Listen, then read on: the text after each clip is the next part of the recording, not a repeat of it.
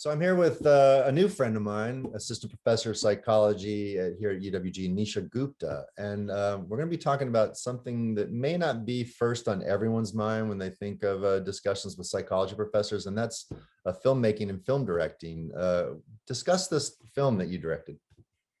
Yeah, I think I'll start off by just explaining that I do a kind of psychology called liberation psychology. And basically, it's an approach that believes that a lot of the psychological wounds that people have are coming from living in oppressive social structures. And so then a lot of what we do is almost like societal therapy or societal healing through social advocacy, community interventions, to try to transform these kind of systems that harm so many of us psychologically, especially marginalized folks.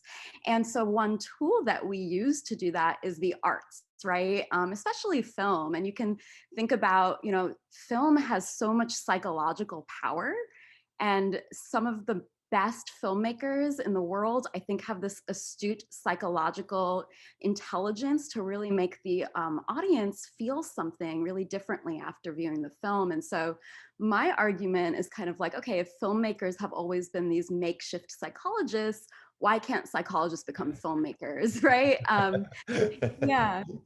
And so that's exactly what I've been doing. As a psychologist, my work is really interdisciplinary, and it involves the arts like painting, but also filmmaking, which we'll be talking about, to kind of express these psychological experiences of oppression and empowerment in the service of social advocacy. Nice. And so do you want to talk about this film in particular, the film that you directed? Yeah, so this was my dissertation. I actually produced a short film for my dissertation, along with a 300-page written dissertation, right? But the film is called Illuminate, and it is an expression of the psychological experience of being in the closet as a queer person.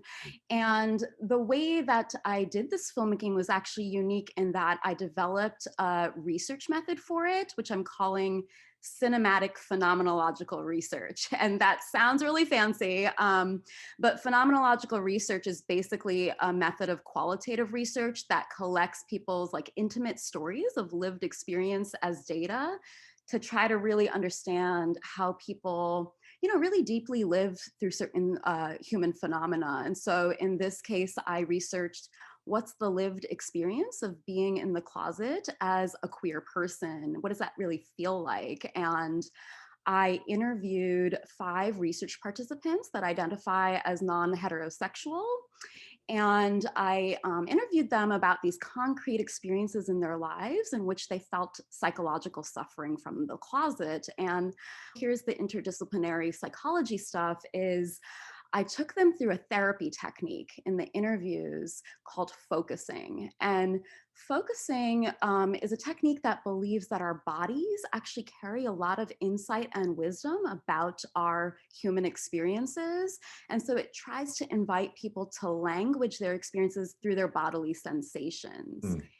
And when we're doing that, we often use metaphor and symbolic imagery. Like if I'm anxious to be doing this interview with you right now, Chad, I can be feeling like butterflies in my stomach or pins and needles, on my skin. So this is imagery, right? And so in that way, I invited the research participants to language how the closet is experienced in their bodily sensations. And I can take you through a few Yeah, beautiful. please do. Yeah. So you're talking about like metaphorical articulation of bodily sensation, right? Through language. So you're using the word Yeah, languaging, which is interesting. Like from a poetic standpoint, that's what we're always dealing with, right? How to yeah. articulate. As a poet, you'll probably be into this, Yeah, right? right, As right, as right. a method of poetry, really. Because yeah, so in terms of the closet, one participant languaged what his body felt like was that his face was being wiped away and there was a white porcelain mask without features replacing his facial features. And so he linked this to the closet, that the closet stripped him of his identity. Mm. And so what we did as filmmakers is just reconstruct that through cinematography. We had our actor, Orlando Davis, constructing like a white paper mache mask on his face that, really stripped him of his sense of self. And so we have that in the film. And another one is that a participant described moving through the world as if there was a barrier separating him from the people that he was trying to get close with. There was always this invisible barrier, really describing how the closet is this barrier to intimacy. And so we filmed that. We filmed a shot of him trying to caress somebody that he loves, but there's a sheet of glass in the way from actually being able to touch the person. And then a beautiful one, also because this film explored coming out of the closet. So one participant talked about his experience of coming out being like a blazing fire inside his stomach, and that fire was his anger. But that anger fueled his participation in activism. And so we literally filmed like 5 actors holding fire torches, which was pretty dangerous. I wouldn't recommend it. But then in post-production had the fire torches blend into pride flags. So in that way, the whole 20-minute film is, all the imagery in it is directly inspired by the research participants' descriptions of their bodily sensations of the closet. Yeah, and it makes me think, going back to poetry and this idea of languaging, like so much of what we do in creative writing classrooms is teach the avoidance of cliche. And so as much as being in the closet or closeted or coming out, all of these ways we have of talking about this, trauma, as much as that's a real and traumatic event, but the language itself used to describe it is often kind of, it's deadened by this overuse. Like we hear it so often that it ceases to have any sort of relevance or effect on us. And so what it seems to me that you're doing is you're reinvigorating, the bodily sensation of that and taking it out of the realm of the cliche, right? I love that. That's exactly, the closet becomes like overused, or it stops meaning something. And so what this project did was actually just explode new images, right? New images for this same experience. A mask. Somebody talked about feeling shackled in chains. His body was shackled in chains, feeling like his body was in ice. So all of these new, fresh insights about this trauma, but also the healing. We definitely collected a lot of imagery about the healing and the coming out as well. Wow, that's great. So is this sort of form of phenomenological research, is it gaining traction, or are you, talk a little bit about the sort of wider cultural context of it?